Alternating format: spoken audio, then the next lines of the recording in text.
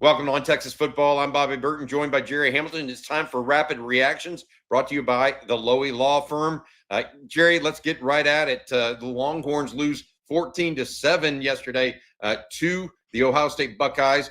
There were some high points and some low points for the Longhorns, but none bigger story than Arch Manning and his struggles, I guess is the best way to put it, in Columbus, going 17 of 30, had some signs of life later in the fourth quarter, really, but he was inaccurate for much of the day. Yeah, and look, it was a rough first road start and first start in a big game for Arch. And we talked about this. At least mentioned it going into the season. His starts weren't against good defense. It's the first time he's seen a good defense as a starting quarterback. And what you got beyond that, though, to me, his struggles were missing easy throws. The throws you have to make as a quarterback for you personally and your team to play at a very high level. And I know every snap he takes is going to be broken down and every coverage is going to be talked about. That's what's going to happen with him. But when you just get to the 30,000-foot view of this, it was the easy, simple throws that he did not make. And some of those in critical down and distances in points of the game, which really kept Texas from maximizing what they could do, which I think is a really good team and a really good defense, a team that's going to be ranked in the top 10 all year on the road. So it's really, for me, look, he's got to improve his timing, the anticipation. There's a lot of things people are going to take away from this. But number one is any quarterback can't miss the easy throws, and you especially can't miss them in critical down and distances. Can't miss the easy throws. I think that's a fair one. His feet stopped moving a couple of times when he had some time. Then he got flat-footed a little bit and tried to throw sidearm. He did show some good things, though, Gerry. Let's not throw the baby out with the bathwater, as Tony Hill said in the post game. He ran the ball effectively, even red zone woes notwithstanding. We'll talk about that in a minute, but he ran the ball effectively. Had a couple of first downs in the first half. Did well overall, protecting the ball as well. I thought in the run game. So he did some really nice things. That deep ball to not only that deep in route, not only to Ryan Wingo, but the deep go route to Jack Indries in the fourth quarter.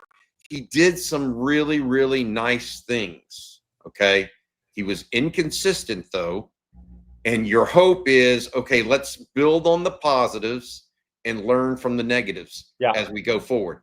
Anybody saying, "Oh, well, Arch Manning's not very good" or any of that stuff, calm your jets, because as Sark said in the post game, look, if you think that the book has been written on Arch Manning after one game and one chapter, you're sorely mistaken.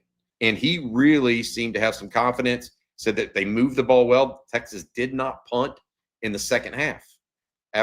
Did not punt the entire second half. So they moved the ball. What they didn't do is put points on the board. And that's what I want to talk about next. Red zone woes is absolutely a point of emphasis right now in Austin. Sark has made a little bit light of it a week ago after saying, hey, we went from 50 to 64%. What does Texas got to do? Do they have to have an identity or a better identity? Do they just need to put the ball in Cedric Baxter's hands and see what happens? What's got to happen for Texas to get better in the red zone, in your opinion? Yeah, look, I'm 0-0, but I want to see more creativity. I look around college football and I see creativity in the red zone. I want to see more creativity. Look, you have a quarterback with mobility this year, so that can't be a talking point anymore, right? That was a big talking point with Quinn was, well, quarterback doesn't have mobility, and now you got that in the red zone. Okay, well, that's got to show up. And I'm not saying QB draw, right? But Texas did do some design QB run stuff in the red zone. But when you really get down in the condensed space inside the 5, I think this red zone, unless you're just going to be able to line up and run the football on people, it's got to be creativity in the red zone. People score with creativity probably more than they do just lining up and running the football. Now, the next 3 games, Texas red zone percentage is going to be great because they're playing 3 Lambs. They're coming to Austin. They'll just be able to power over them. They're going to have a big talent advantage. So the next time the red zone is going to be tested is going to be in Gainesville. And that's a month away. But that is the next time. I don't really care what happens the next 3 games. If you're 9-10, 10-11, 13-13 in red zone, it doesn't matter. because that's not Ohio State and that's not Florida. What are you going to do when you're at Florida? Because you're going to have to score in the red zone to beat that team offensively if they're healthy. What are you going to do when you go to the Cotton Bowl, play Oklahoma? Go to Georgia. You have to score in the red zone. Yep. And so you could look at it and say, oh, we were 70% on the year. Well, that stat could be misleading if you're 1 for 8 in the 3 biggest games you play. So what is it going to look like at Florida? That is going to be the next thing for me. But I'd like to see more creativity. All right, I want to go over the positives as well as the players of the games with you, Jerry. This rapid reactions, a lot of positives. But first, I want to talk about Adam Lowy and the Lowy Law Firm. Adam and his group have been helping injured Texans for 20 plus years. Adam's a Texas law school grad. He's been if you've been injured in a car wreck, truck wreck, automobile accident of any kind, from ATV to 18-wheeler, call Adam and his firm and see if you might be due compensation. They'll give you a free, no strings attached consultation. Again, that is loweylawfirm.com. Thank you, Adam. All right, Jerry, let's talk about some of the positives. I think you have to start with 2 pieces, okay? The Texas run game, okay, and the Texas defense. You agree? Yeah, well, run game plus the offensive line in the run game. So combine it with the backs, center backs, so just a whole run game, and the Texas defense. Texas has a playoff defense. My questions were answered that I had about the defense. Look, there was a couple of miscommunications, like Jeremiah Smith being uncovered in the slot. Nobody leaves Steph Curry open at the 3-point line. That's a mistake. So that was a miscommunication and mistake. But again, this is 2 new starters in the secondary. That's okay, right? But the defense as a whole played the run really well. I guarantee you, Ryan Day said it in this press conference Tuesday. He would have told you he lost the game if you looked at the box score and those are the rushing numbers. Texas run defense is real, because what was the talk from Ohio State? Best offensive line we've had in a long time. Well, they couldn't muster it on the ground over 100 yards against Texas in their own house, and they had plenty of chances to do it. Texas defense is for real. They're only going to keep getting better. That's Murad Watson's first game with Texas. That's Travis Shaw's first game. Cole Brevard's first game. That's Ty Anthony Smith's real first big snaps in meaningful games. Jalen Gilbo's first start at corner. Derek Williams' first game back off the ACL. Grayson Littleton looks unfreaking believable to me, and that was his first college game. This defense is going to keep getting better. The pass rush will come. The problem with the people like we're asking, well, where are the sacks? Where's Texas in this great pass rush? They only had 3rd and long 3 times. So Ohio State did enough on 1st and 2nd downs to keep themselves out of those pass rush situations for Texas. And Ohio State's offensive line's good. They're good. Texas defense, I think, is tremendous. In the run game, Cedric Baxter, unbelievable effort, man. Just unbelievable. Mental toughness, stick-to-itiveness. And you know what? He's going to be right there to help Arch with his in the rest of this season. That is something that won't be talked about, but Cedric Baxter is going to be a positive force for Arch Manning when he needs it, and Arch is going to need it this week leading up the game too, because Arch said in the press conference, I wasn't good enough. You know what? When you got a guy like Cedric Baxter next to you, said, man, I've been through it. I look at what I just went through. We got this. Let's go. So it's as much as I was impressed with Cedric Baxter's toughness running the football, I'm going to be impressed with his leadership on this team. I thought Trey Wisner ran it well. I thought Texas ran it well in general. I thought the offensive line, a little changes to the run scheme. I liked it, that what they did in the run. Now, will Ohio State's front 4 be the best Texas faces this year? No. Oklahoma's will be better, and probably Florida's first 4. I don't know about their depth will be better, and Georgia's will be comparable. So they're going to play other good defensive lines. But I was impressed with the way Texas ran the ball in a season opener with 4 new starters against the Ohio State team that has a lot of talent. I have a lot of positives from this game, but obviously Arch Manning, the way he plays, is going to drive the narrative of this team all season long. I think those are great points, Jerry. Some other positives, and I wanted to mention this before we move on to the players of the game. In the first half, you could argue that Jack Boomeister was the player of the game for the Longhorns. Talk about a big positive. The punt game for the Longhorns has changed fundamentally. Yes. I mean, there's no 2 ways about it. I think he had 3 inside the 20-yard line, 2 inside the 10, and the other one was a 53-yarder. That was fair caught. And so Jack Boomeister, I think, is a big offseason pickup. That will pay dividends down the line, and it almost paid dividends on Saturday for the Longhorns, and did in some ways. It pinned Ohio State back and didn't allow them to really move the ball much. Jerry, players of the game, guys that really stood out to you. I'm going to give you my two from offensive, defense, and I mentioned this in the postgame show. Jack Indries, with some nice catches, I thought, for Arch, and a couple of them were contested, and then also Grayson Littleton, the true freshman. What a player he looks to be. That pass breakup of Jeremiah Smith, and also the tackle on Jeremiah Smith late in that fourth quarter to stop Ohio State from getting a first down.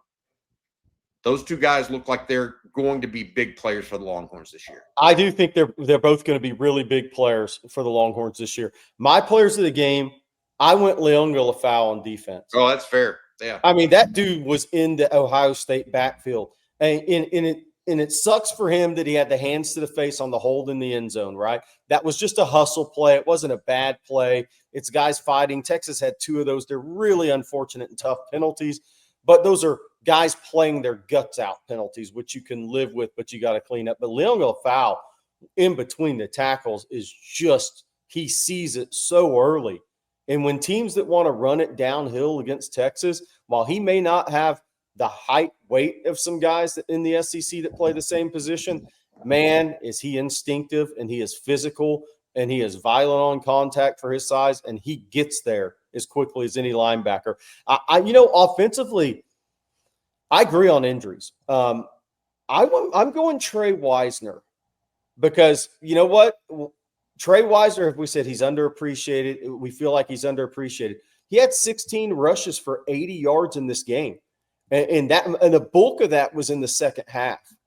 He had one catch for 5 yards. But so he had 17 touches for 85 yards at Ohio State after playing them a few months before. He didn't have that level game against Ohio State the last time. Now Ohio State's defense was better that go around. But Trey Wisner was the leading rusher in this game. And I'm not sure how many people would have said that, but I thought Trey Wisner played an extremely physical game.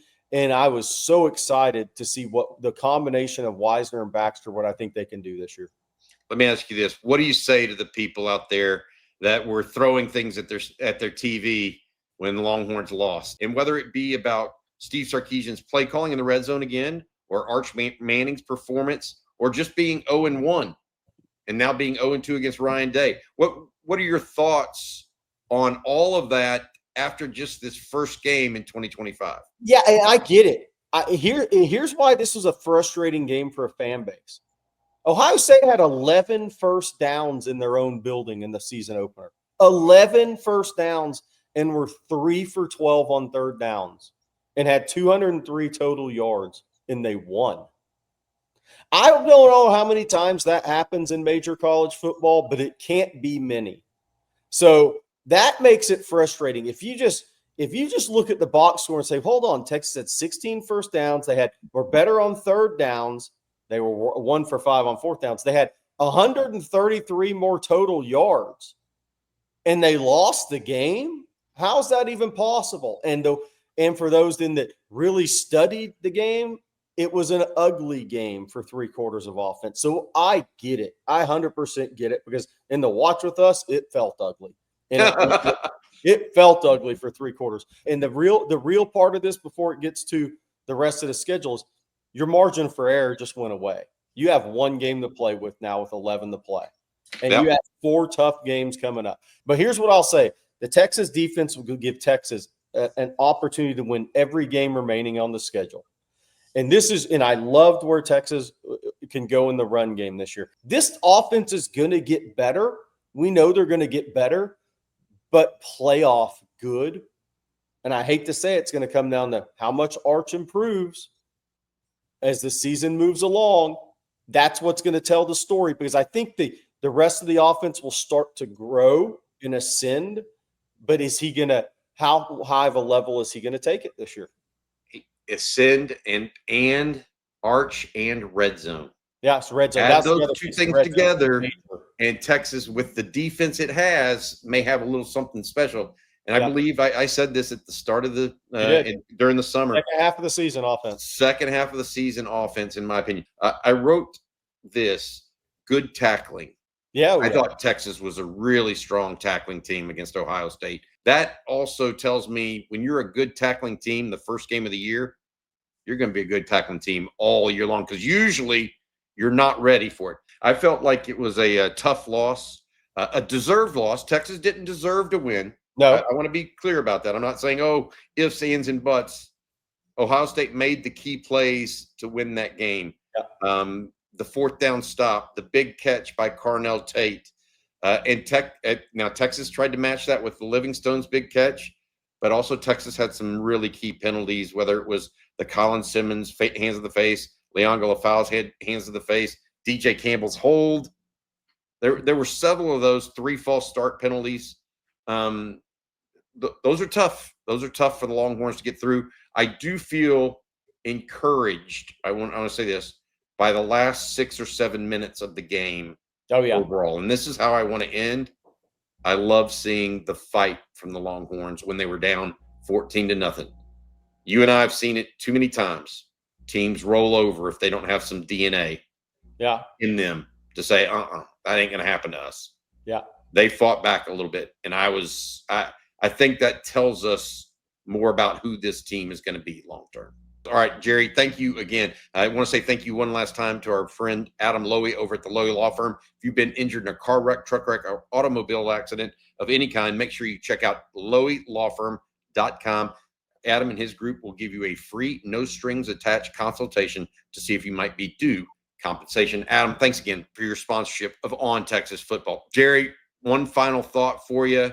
Texas comes home, should get healthy here. A lot to look forward to, but a little concern at the same time on offense.